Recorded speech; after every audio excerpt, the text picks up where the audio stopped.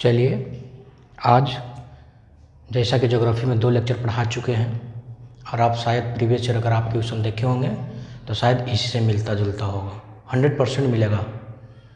आज इसी के टॉपिक आगे बढ़ाते हुए लेक्चर नंबर 3 है बाबू, स्वामित्व के आधार पर आखिरकार संसाधन कितने प्रकार के होते हैं। स्वामित्व के आधार पर बाबू, क्या बोल रहे हैं, स्वामित्व के आधार पर, स्वामित्व के आधार पर कितने प्रकार के संसाधन होते हैं बाबू? 4 प्रकार के संसाधन होते हैं। स्वामित्व के आधार पर कितने प्रकार के संसाधन? 4 प्रकार के होते हैं। कौन कौन? पहले चलो समझने का प्रयास करते हैं। आखिरकार ये स्वामित्व का मतलब आखिरकार होता क्या है? तो स्वामित्व का मतलब ही होता है खुद का अधिकार, खुद का अधिकार। स्वामित्व का मतलब ही होता है क्या? खुद का अधिकार। आखिरकार कौन सा ऐसा संसाधन है जिस पे खुद का अधिकार होता है? कितने प्रकार के बाबू? 4 पर, जिसपे मेरा खुद का अधिकार है, आप लोग का भी अधिकार होगा। उसे कितना प्रकार का होता है? 4 पर। देखो, स्टूडेंट लोग सभी जानते हैं कि कितना प्रकार के होते हैं, लेकिन बेचारे लोग यही नहीं समझ पाते हैं कि स्वामित्व का अर्थ क्या होता है। स्वामित्व का मतलब होता है बाबू खुद का अधिकार। अब जैसे कोई पूछेगा खुद का अधिकार माने अपना अधिकार, यानी मेरा अधिकार कितना संसाधन पे है? टोटल 4 संसाधन है। कितना संसाधन है? 4 संसाधन है। चलो समझते हैं 4 संसाधन कौन कौन है। तो पहला है स्वामित्व के आधार पर हमारे देश में संसाधनों को 4 भागों में बांटा गया। कितना भाग में बांटा गया है जी? 4 भागों में बांटा गया। पहला है व्यक्तिगत संसाधन। पहला क्या है जी? व्यक्तिगत संसाधन। एकदम टेंशन नहीं लीजिएगा, नहीं समझ में आएगा फिर से दोबारा समझाएंगे, कमेंट कीजिएगा, दोबारा वीडियो अपलोड होगा। व्यक्तिगत संसाधन आखिरकार किसे कहते हैं? देखो, कह रहे हैं स्वामित्व का मतलब ही होता है खुद का अधिकार और व्यक्तिगत का मतलब होता है अपना। तो स्वामित्व मतलब व्यक्तिगत मतलब होता है बाबू वैसे सारे संसाधन जिस पर किसी खास व्यक्ति का आधिपत्य अधिकार हो। वैसे सारे संसाधन, क्या बोल रहे हैं? वैसे सारे संसाधन जिस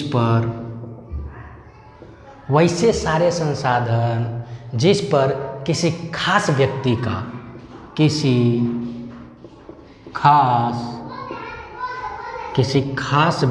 का आधिपत्य, क्या बोल रहे हैं जी? आधिपत्य। क्या बोल रहे हैं? आधिपत्य अधिकार हो, पूरा प होगा, आधिपत्य अधिकार हो, आधिपत्य अधिकार हो तथा इसके एवज में वह सरकार की अपनी इच्छा से लगान देता हो, तथा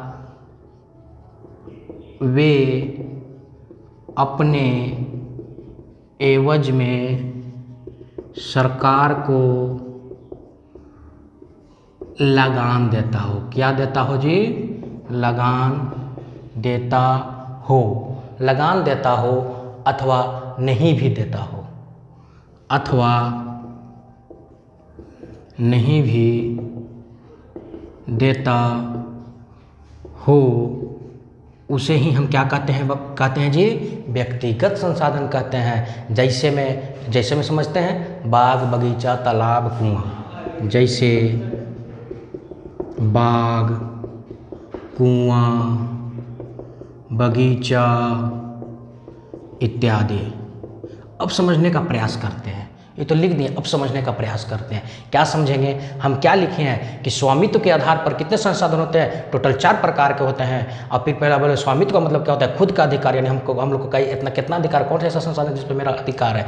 तो पहला है बाबू व्यक्तिगत संसाधन। इसे देखने ही से पता चलता है व्यक्तिगत मतलब अपना अधिकार। तो क्या बोले हैं? वैसे सारे संसाधन जिस पर क्या किसी खास व्यक्ति का आधिपत्य, यानी आधिपत्य मतलब ही होता है अधिकार हो, तथा वे अपने एवज में सरकार को लगान देता हो अथवा नहीं भी देता हो, उसे व्यक्तिगत संसाधन कहते हैं। जैसे समझो ना जी, बाग।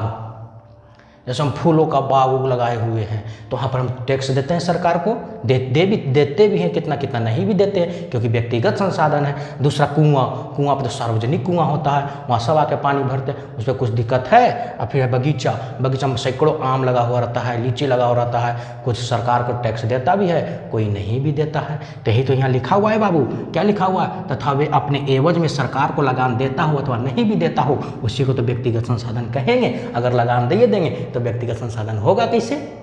मतलब अपना मन से दे भी सकते हैं, नहीं भी दे सकते हैं, उसी को तो व्यक्तिगत संसाधन बोलते हैं। आया समझ में कि नहीं? कितना आसान है बाबू व्यक्तिगत संसाधन। वैसे सारे संसाधन जिस पर व्यक्तिगत आधिपत्य हो, क्या हो, या किसी व्यक्ति का अपना अधिकार हो, उसे ही व्यक्तिगत संसाधन कहते हैं। जैसे बाग, बगीचा, कुआं इत्यादि। फोकट में 2 नंबर उठ गया। आया व्यक्तिगत संसाधन समझ में। अब दूसरा है सामुदायिक संसाधन। 2 नंबर है जी सामुदायिक संसाधन। क्या है? सामुदायिक संसाधन। आखिरकार सामुदायिक मतलब तुमको नहीं लग रहा कि एक समुदाय की तरह होगा? लग रहा है ना? तो वैसे सारे संसाधन जो किसी खास समुदाय अथवा समूह के लोगों के उपयोग में लाया जाता हो, वैसे सारे संसाधन क्या बोल रहे हैं? वैसे संसाधन जो किसी खास समुदाय, वैसे संसाधन जो किसी खास समुदाय, वैसे संसाधन जो किसी खास समुदाय अथवा समूह के लोगों के लिए, अथवा समूह के लोगों के लिए उपयोग में लाया जाता हो, लोगों के लिए उपयोग में लाया जाता हो, क्या हो बाबू? उपयोग में लाया जाता हो, इसे ही हम सामुदायिक संसाधन कहते हैं बाबू। जैसे में एग्जाम्पल समझते हैं, इसके अंतर्गत क्या आता है? जैसे मंदिर आएगा कि नहीं बाबू? मस्जिद आएगा कि नहीं आएगा? नहीं आएगा कि नहीं आएगा? जैसे आप समझो ना, शमशान, सामुदायिक भवन इत्यादि। कोई सब इजी है जी, खाली समझो ना, समझने का प्रयास करो। अगर नहीं समझ में आता तो कमेंट कीजिए, हम फिर से दोबारा वीडियो अपलोड करेंगे और ज़्यादा समझाने का प्रयास करेंगे। जैसे फिर से समझते हैं बाबू, क्या बोले? सामुदायिक संसाधन किससे कहते हैं? जैसे समुदाय का नहीं लग रहा कि एक समुदाय का बोधन, यानी जहाँ 2 आदमी से अधिक हो, तो क्या लिखा है इसको परिभाषा? वैसे संसाधन जो किसी खास समुदाय, जो क्या बोल रहे हैं बाबू? जो किसी खास समुदाय समूह के लोगों के लिए क्या होता हो? उपयोग में लाया जाता हो बाबू, उसी को तो हम बोलते हैं सामुदायिक संसाधन। जैसे समझो मंदिर, क्या बाबू? मंदिर सिर्फ व्यक्तिगत है? मंदिर स्वामित्व है ना बाबू, सबका अधिकार है उस पर जाने का, वहाँ जाने का। मंदिर सब, मस्जिद सबको जाता है एक समूह के लोग, यानी इसमें समूह के लोग जाते हैं कि नहीं? जैसे हिंदू समूह के लोग इसमें जाते हैं, मुस्लिम समूह के इसमें जाते हैं बाबू। शमशान या कब्रिस्तान बोल सकते हैं, यहाँ दोनों जाते हैं बाबू। और एक सामुदायिक भवन है, जहाँ मीटिंग वूटिंग होता है, जहाँ शादी ब्याह होता है, सामुदायिक भवन है बाबू, जो सब मिलकर बनता है, इसी को तो बोलते हैं बाबू सामुदायिक संसाधन। नहीं आया समझ में? चलो एक बार फिर से रिवीजन करते हैं। पहला क्या लिखा था बाबू? व्यक्तिगत संसाधन, यानी वैसे सारे संसाधन जिस पर किसी खास व्यक्ति का आधिपत्य अधिकार हो, मतलब किसी खास व्यक्ति का अधिकार हो, तभी तो व्यक्तिगत होगा। जैसे अभी मेरा खुद का अधिकार है, यानी मेरा व्यक्तिगत है बाबू। आ रहा है समझ में? तथा वे अपने एवज में सरकार को लगान देता हो अथवा नहीं देता हो, तो उसे क्या कहेंगे? उसे व्यक्तिगत संसाधन कहेंगे। जैसे बाग, कुआं, बगीचा इत्यादि। बाग में हम फूल लगाए हैं या कुछ भी लगाए हुए हैं ढेर मात्रा में, अगर सरकार को टैक्स देते हैं तो भी ठीक, नहीं देते हैं तो भी ठीक। कौन सा संसाधन है? व्यक्तिगत संसाधन है। जैसे कुआं, सार्वजनिक कुआं है बाबू, यहाँ सबको पानी वानी पिए आता है। हो सकता है कि हम यहाँ कुआं अपना स्पेशल बना लें और यहाँ पर सबको पानी पीने भी दे सकते हैं, तो उससे हम टैक्स ले भी सकते हैं और टैक्स नहीं भी ले सकते हैं। तो क्या हुआ बाबू? व्यक्तिगत हुआ कि नहीं हुआ? जैसे बगीचा, अभी आम का सीजन चल रहा है, तो आम का सीजन है तो हम लोग पेड़ पौधा लगेगा, टैक्स दे भी दे सकते हैं, सरकार को नहीं भी दे सकते हैं। तो कैसे वो व्यक्तिगत संसाधन हुआ? यानी अपने सुख जाके अपने खाने टैक्स दे भी सकते हैं, नहीं भी दे सकते, हमारे ऊपर निर्भर करता है। इसी को तो व्यक्तिगत संसाधन बोलते हैं। अब आता है बाबू सामुदायिक संसाधन। क्या आता है? सामुदायिक संसाधन। तो देखो बाबू, सामुदायिक का तात्पर्य ही लग रहा है कि समुदाय, यानी एक समुदाय का बोध हो। जैसे बाबू वैसे संसाधन जो किसी खास समुदाय, जैसे किसी खास समुदाय, जैसे हिंदू हो गया तो हिंदू का समुदाय, मुस्लिम हुआ मुस्लिम का समुदाय। ऐसे हिंदू मुस्लिम को करना नहीं है, एग्जाम्पल के तौर पर समझा रहे हैं। किसी धर्म को हमको आहत पहुँचाने का 1% भी इच्छा नहीं करता। जैसे समझो, वैसे संसाधन जो किसी खास समुदाय अथवा समूह के लोगों के लिए उपयोग में लाया जाता है बाबू, उसे तो सामुदायिक संसाधन बोलते हैं बाबू। जैसे मंदिर बोल लो, मंदिर में हर एक को आदमी जाता है, तो एक समुदाय का बोध हो रहा है कि नहीं हो रहा है, यानी उसका भी अधिकार है मंदिर में जाने का। और दूसरा है मस्जिद बाबू, मस्जिद में सबको जाने का अधिकार है। दूसरा शमशान बाबू, शमशान या कब्रिस्तान में भी जाने का अधिकार है। दूसरा है क्या? सामुदायिक वन, वहाँ भी जाने का। इतना ईजी भाषण तो है बाबू, तुम्हारा इसी 4 नंबर उठ जाएगा। ये पूछता है स्वामित्व के आधार पर कितने संसाधन होते हैं, परिभाषित करें 4 नंबर। और 2 नंबर पूछता है स्वामित्व के आधार पर कितने संसाधन होते हैं, लिखें 2 नंबर। आराम से समझिए, कोई टेंशन नहीं। अब दूसरा तीसरा चलते हैं।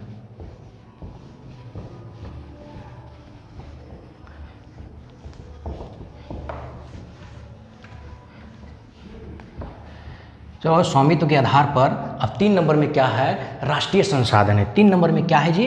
राष्ट्रीय संसाधन है। 3 नंबर में राष्ट्रीय संसाधन। आखिरकार राष्ट्रीय संसाधन किसे कहते हैं? तो देखो जी, आर्थिक या कानूनी तौर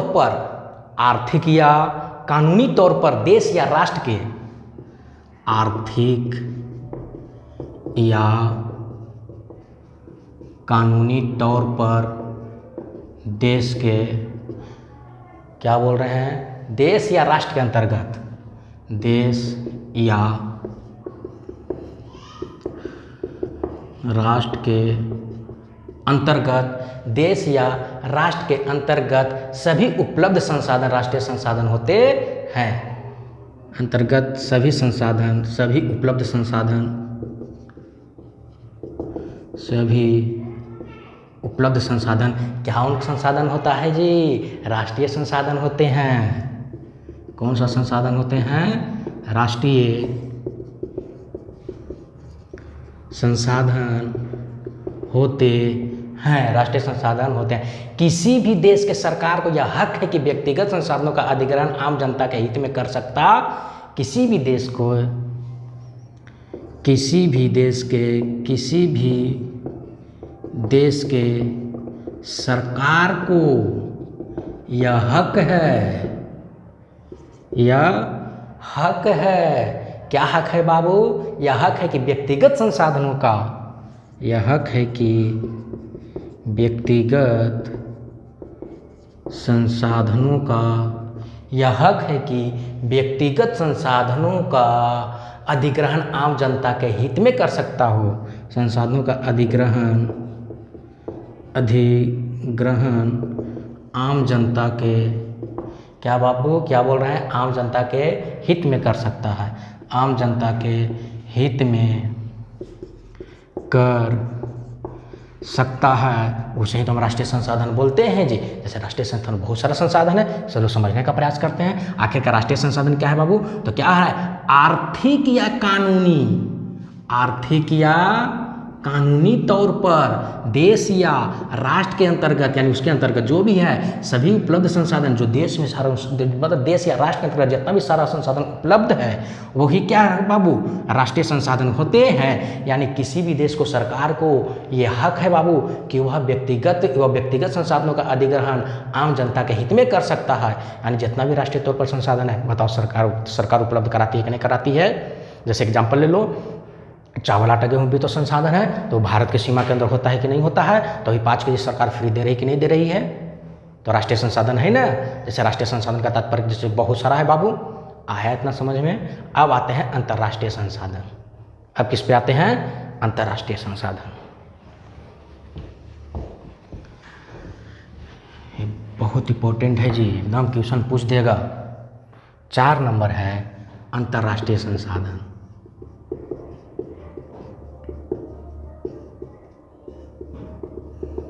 अंतर्राष्ट्रीय संसाधन। तो आखिर चलो पहले परिभाषा लिख देते हैं। अंतर्राष्ट्रीय संसाधन इस प्रकार के संसाधनों का नियंत्रण, इस प्रकार के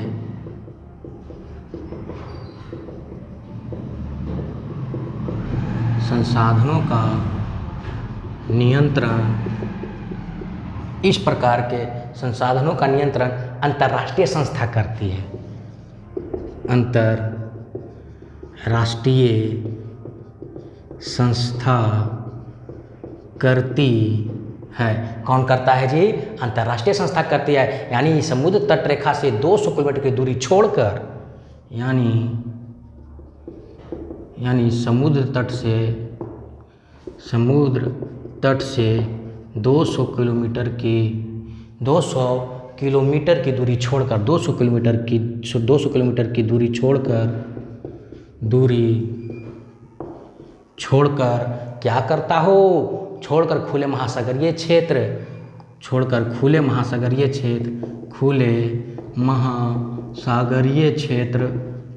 क्षेत्र कौन सा संसाधन कहलाता है? अंतर्राष्ट्रीय संसाधन कहलाते हैं। टेंशन नहीं लो, अभी थोड़ा समझाते हैं। यहाँ पर से दोनों रिवीजन हो जाएगा।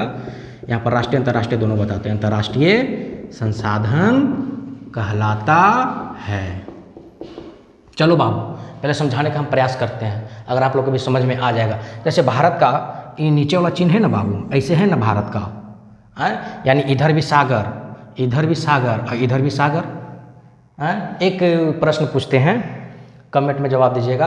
आखिरकार दुनिया में भारत को ही उपमहाद्वीप क्यों बोला जाता है? बोलते हैं ना भारतीय उपमहाद्वीप, और सबको क्यों नहीं बोला जाता है? ऐसा कमेंट में उत्तर दीजिएगा। चलो समझाने का प्रयास करते हैं बाबू। देखो बाबू, हम समझाने का प्रयास कर रहे हैं कि आखिरकार राष्ट्रीय अंतर्राष्ट्रीय, यहाँ दोनों पर आपको फिर से, हम अगर राष्ट्रीय नहीं समझ में आए तो फिर से अच्छा समझाने का प्रयास करते हैं। ये भारत का सीमा नीचे वाला है ना, इधर समुद्र, यानी इधर सागर और इधर सागर। अब सागर का नाम भी बता दें। एक तरफ है अरब सागर, एक तरफ नीचे हिंद महासागर, और एक तरफ है बंगाल की खाड़ी। तो समझते हैं, यहाँ से 200 किलोमीटर की रेखा तक ये क्या होता है? राष्ट्रीय होता है।